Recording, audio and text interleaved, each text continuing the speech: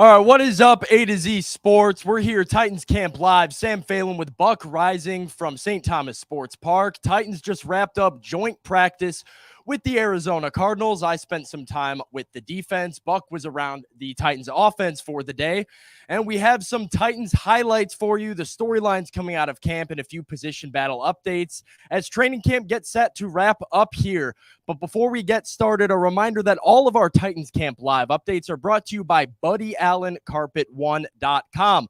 Locally owned and operated by the Allen family for over 55 years, Zach, Jenna, and Judson Allen are in the store every day. So Buddy Allen Carpet One always offers free in-home measures and estimates. They're a full service flooring company like Buddy Allen Carpet One. That doesn't mean you're spending more money. It just means you're getting experienced floor work done by Buddy Allen's professional certified installers and saving money while doing it. It's the best of both worlds, so you can save money and get qualified workers with their guaranteed work at BuddyAllenCarpet1.com. All right, Sam Phelan, Buck Rising here. Buck, I was with the Titans defense today. You spent some time with the Titans offense, back and forth between radio and doing the radio show. Your voice, by the way, this is the first time you and I have done one of these. Your voice gets deeper when you talk into a microphone. Are you doing that intentionally? Maybe it's my profession. I have to try and get on the same level as you, man. Got to try and get on the same level as you. But Buck, what did you see from the Titans offense today while you were out there? It was kind of an up and down day. It looked like some good things in 7-on-7, but some struggles in the full team periods towards the end of the day. Yeah, no, certainly in 2 minutes, neither offense, Cardinals or Titans, was terribly effective. But I thought this was one of Malik Willis's, if not Malik Willis's best practice day, frankly. Thought his timing and his accuracy were good. Mike Vrabel spoke to that effect after practice when we met with him at the podium. And outside of that, there's been some inconsistency. You saw some false starts from guys like Nicholas Petit-Frere, who again got the #1 reps at right tackle today, while Dylan Radins worked both inside and at tackle with the twos. Ryan Tannehill continues to impress just with the consistency that he is performing with on a day-in, day-out basis.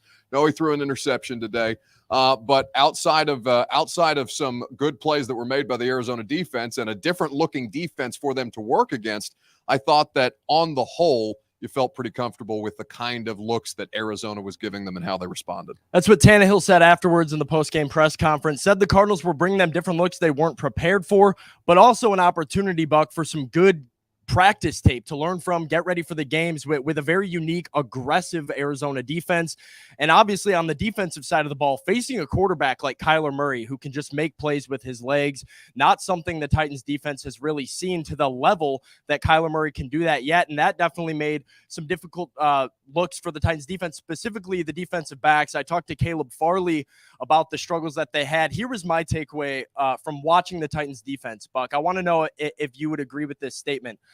I feel very, very confident with the Titans starting defensive backs.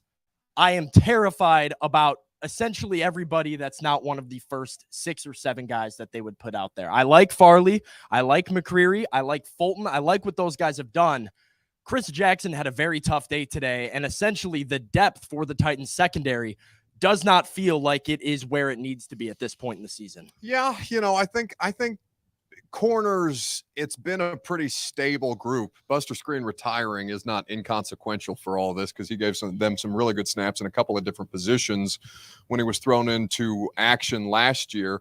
The Chris Jackson, as he works his way back from injury, is something to keep an eye on, because otherwise you would feel good. You would feel fine about Chris Jackson being your 5th or 6th corner. There would not be any overwhelming concerns. But without Elijah Molden there again today, he did not practice. You start to have some questions about, okay, is McCreary good enough and ready to play in the slot? Who is going to assume the nickel role? What does that mean for the outside spots? And is Caleb Farley ready to play on the outside? Because I think if all things were equal, if Molden was healthy, it would be Molden in the slot, McCreary and Fulton on the outside, and they will figure out ways to get Caleb Farley on the field. It felt like when McCreary was selected, it felt like a situation where it was a bit of a luxury pick at the time, but they know their roster better than we do. And what they saw was, okay, Caleb may need a little while longer to get up to speed before we can really, really throw him out there. So let's get a player like Roger McCreary who could come in. But yeah, beyond that, when you start getting into 6th and 7th corner discussion, it's never going to look terribly pretty. Yeah, Roger McCreary had a little bit of an interesting day. Something that they didn't see in Tampa Bay was that those elite level wide receivers practicing. Julio was on the field some of the time in 7-on-7, no real Julio action in team reps. And while no Zach Ertz today, no A.J. Green today, the Titans secondary got to look at DeAndre Hopkins up close and personal, and they got to go against Hollywood Brown, an overall very athletic wide receiver room with Kyler making plays. Roger McCreary had his hands full at times trying to deal one-on-one with DeAndre Hopkins. He got singled out and had to go against him in a one-on-one, lost the rep there. But Kevin Byard, I thought, looked very good as always, went 3-0. And Caleb Farley, as you mentioned, Buck, trying to get more reps, get him more comfortable. He went 2-0 in both of his reps and one-on-ones and got a couple nice pass breakups. One of them came against DeAndre Hopkins. I want to talk also about special teams, where we're at in the punter competition, a couple things that you and I talked about during practice that we noticed on the field, and where that might be at with the whole Stonehouse Kern debate. But before we get to that, I do want to give a reminder that all of our Titans Camp Live coverage is brought to you by BuddyAllenCarpet1.com. They have in-house professional installers, and they're not like the other big box companies. Buddy Allen does not farm it out to other companies to take care of their customers, okay? Buddy Allen takes care of you from the first interaction through post-installation, and you've never been handed off to an unknown or random flooring contractor, right? If you have any issues with your floor, Buddy Allen will not 1-800 you, okay? They stand by their product and installers and are the only one point of contact from start to finish. Locally owned and operated by the Allen family. 55 years. You're in business 55 years. You're doing something right. That's all thanks to Zach, Jenna, and Judson Allen. Go to BuddyAllenCarpet1.com for all of that. Okay, Buck, the punter competition. Brett Kern, Ryan Stonehouse. During the special teams period today, Ryan Stonehouse was booting some punts, pretty like 60 yards regularly, and a lot of interesting spin. Kyle Phillips had three muffed punts during the special teams period. A guy that's an experienced punt returner has not had those issues so far in camp. And Ryan Stonehouse, I don't know if it was a spin he was putting on the ball or just the way it was coming off his foot. Not a good day for Kyle Phillips at camp. He seemed very frustrated. And, you believe in Kyle to make those mistakes. He's probably frustrated because he got an ear hold by a Cardinal safety. Yeah. That could not have felt good. His girlfriend was on the sideline. She came over to check on him. Yeah, not a good day for Kyle Phillips overall, but what did you make of Ryan Stonehouse having that type of performance? We've seen him get more and more reps as the holder for Randy Bullock on kicks, and Mike Vrabel said they're trying to get him up to speed, get him comfortable doing that. A week away, one of these guys might not be on the roster, and now, as we've talked about, the Indianapolis Colts having their punter go down certainly throws a wrench in things. Yeah, people would be pissed if Brett Kern gets cut and he ends up a Colt, and you play those games early in the season, and Brett, for all, what physical deficiencies that he may have next to a guy like Stonehouse, he's still out there throwing darts in the preseason. Like, it's not like Brett's been bad.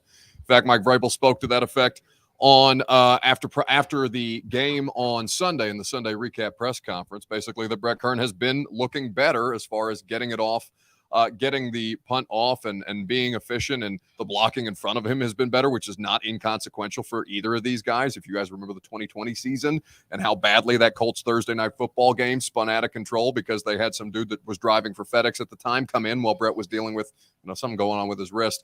But I actually got a bunch of texts after the Colts are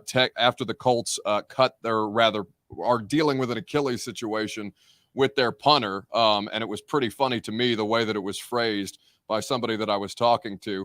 Do you want Rory McIlroy off the tee or Scotty Scheffler's short game? That's basically what you're deciding between Ryan Stonehouse and Brett Kern.